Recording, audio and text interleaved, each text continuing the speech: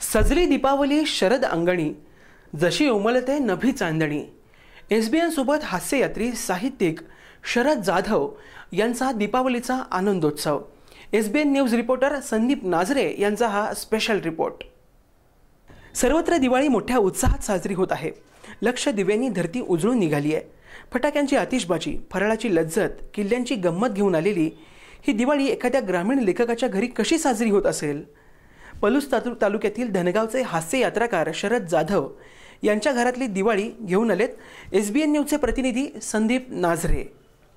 ही दिवाळी आज आपण महबा भोसले नगरी धनगाव येथे आहोत. SBN न्यूजच्या प्रेक्षकांसाठी महाराष्ट्रामध्ये हास्य यात्रा या शोच्या माध्यमातून, एकपात्री प्रयोगाच्या माध्यमातून सुप्रसिद्ध असलेले कथाकथनकार शरद जाधव यांना भेटणार आहोत. त्यांच्या घरातील दिवाळी कशा पद्धतीने साजरी होते हे पाहण्यासाठी आपण जात आहोत. नमस्कार.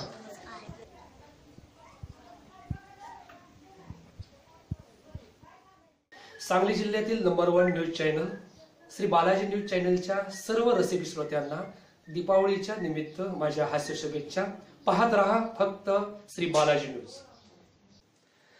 दिवाळ सणा दिवशी एका बायकोनं नवऱ्याच्या पुढ्यात फराळाचं ताट ठेवलं. नवऱ्यानं गराचा लाडू उचलला आणि तो खाऊ लागला. बायको थोडं स्वयंपाकघरामध्ये गेली होती.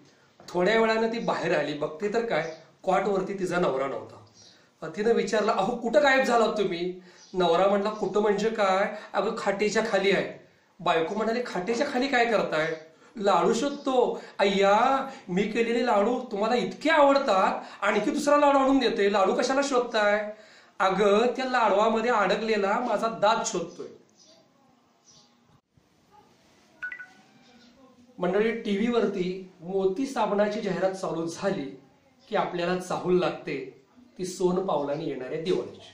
आता या जाहिरातीचं विडंबन करणारा एक किस्सा मी तुम्हाला सांगतो. एक उशिरा उठणाऱ्या नवऱ्याला जागा करण्यासाठी बायकोनं म्हणजे त्याच्या मुलाला सांगितलं की मोती साबणाच्या जाहिरातीमधला जो मुलगा साबण आपटून दाराच्या कड्या सर्वांना वाजवत उठवतो, तसंच तुझ्या बापाला तू जागा करायचं. मुलगा म्हटला, ठीक आहे आई. त्यानं दिवाळीच्या पहाटे उठला, मोती साबण घेतला आणि दरवाजावरती साबण आणि कडी वाजवायला लागला. उठा उठा बाबा, दिवाळी आली. उठा उठा, दिवाळी आली. मोती स्नानाची वेळ झाली. बापानं दरवाजा उघडला. बाप खरं तर अगोदरच उठला होता. बाप म्हणला, अरे सकाळी सकाळीच मला जाग आली. अरे सकाळी सकाळीच मला जाग आली. तुझ्या आईच्या हाती आज लाटण्याऐवजी उठण्याची वाटी कशी काय आली?